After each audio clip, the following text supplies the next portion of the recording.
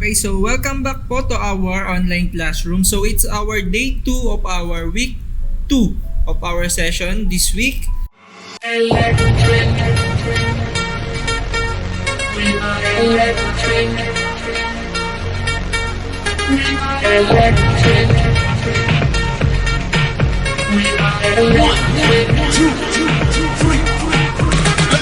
So for this week, for this day rather, ang gagawin lang natin is manunod tayo ng film, and then after that, katulad lang din ng ginawa natin nung day 1, magre-reflect tayo and ilalagay natin sa Microsoft Word. Okay?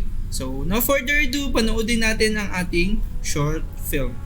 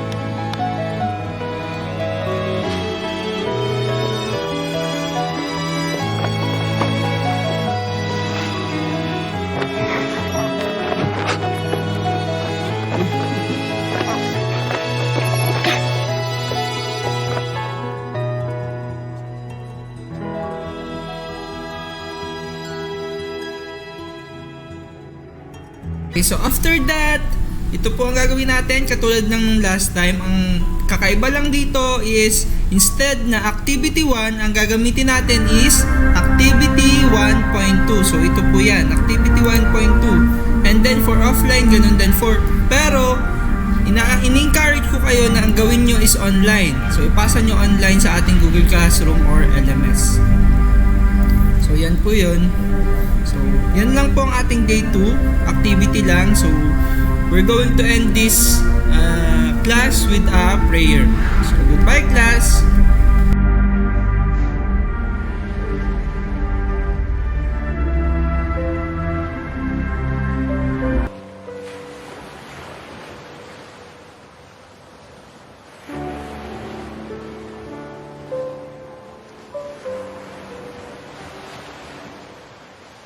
Panalangin sa gabi.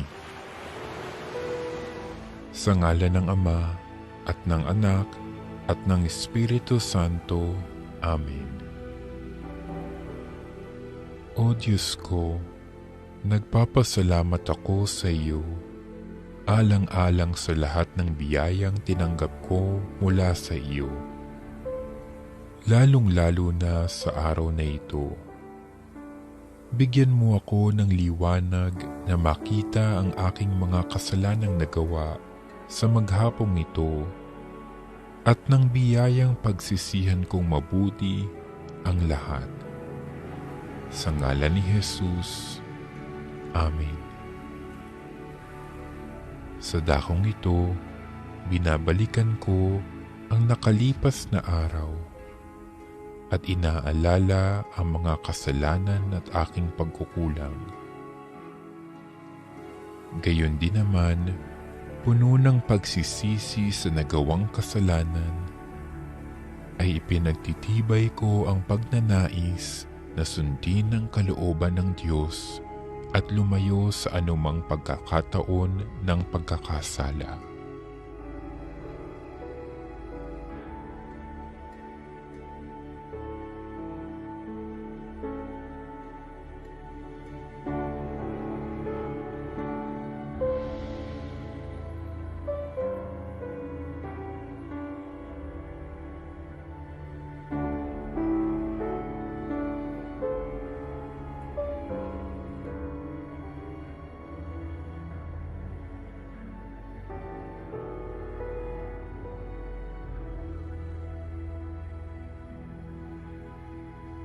Puno ng pagtitiwala sa pagpapatawad ng ating maawaing Diyos,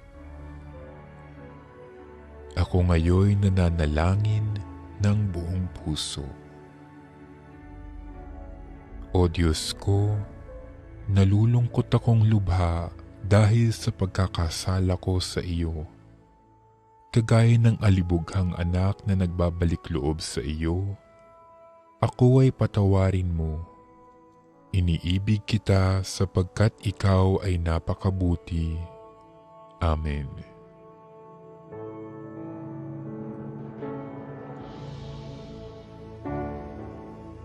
Sa iyong mga kamay, O Jesus, pinagkakatiwala ko ang aking buhay.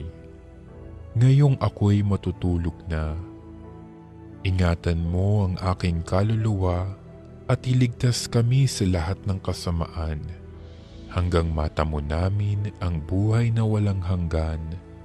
Amen. Sa awa ng Diyos ay mamayapa nawa ang kaluluwa ng lahat ng tapat na yumao. Amen.